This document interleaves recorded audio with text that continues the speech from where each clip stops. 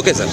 ಹಾಂ, ಸೂಪ್ರಮ್ ಶೋ ಈ ಫಿಲ್ಮನ್ನು ಇವತ್ತು ವೆಂಕಟೇಶ್ವರ ಟಾಕೀಸ್ನಲ್ಲಿ ನಾವೆಲ್ಲ ಸ್ನೇಹಿತರು ನೋಡಿದ್ವಿ.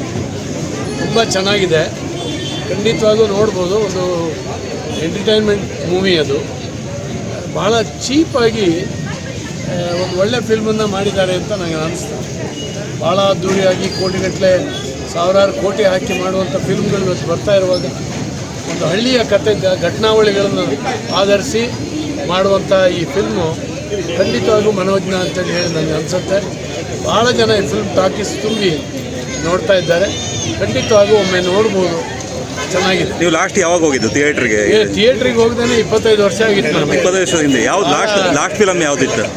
ನೆನಪಿಲ್ಲ, ಮರ್ತೋಗೊಟ್ಟಿಂದಾಗಿದೆ. ಎಲ್ಲ ಫಿಲ್ಮ್ ನೋಡ್ತಾ ಇದ್ದಿದ್ದು ಇದೇನೆ.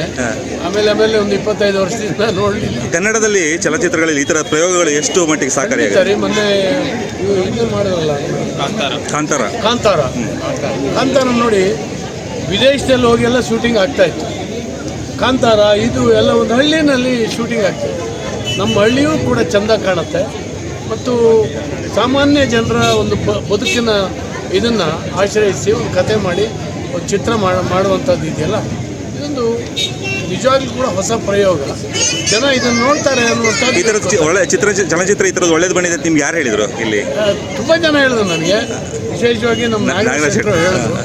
ನಾನು ಶಿವಮೊಗ್ಗ ಸಂದೇಶಗಳಿಂದ ಕರ್ಕೊಂಡು ಬರಲಿಲ್ಲಲ್ಲ ಇವತ್ತಂತ? ಇಲ್ಲ, ಇವತ್ತು ದಿಢೀರ್ ಅಂತ ಹೊರಟಿದ್ದು. ಒಂದು 10 ನಿಮಿಷದಲ್ಲಿ ಯೋಚನೆ ಮಾಡಿ ಬಂದಿದ್ದೇನೆ. ಹಾಗಾಗಿ ನಾನು ಮೊನ್ನೆ ಬೆಂಗಳೂರಿನಲ್ಲಿ ನೋಡಬೇಕು ಅಂತೇಳಿ ಮಾಡಿದೆ, ಪುರ್ಸೊತ್ತಾಗಲಿಲ್ಲ. ಈ ಟಾಕೀಸ್ನಲ್ಲಿ ಇದೆ ಮೊದಲೇ ಚಿತ್ರನ ಅಥವಾ 25 ವರ್ಷದ ನಂತರ? 25 ವರ್ಷದಿಂದ ಮೊದಲೇ ಚಿತ್ರ. ಆಗಲಿ ಸರ್, ತುಂಬ ಸಂತೋಷ ಆಯಿತು. ಭಾಳ ಜನ ಇದ್ದಾರೆ, ಭಾಳ ಚೆನ್ನಾಗಿದೆ. Okay, thank you.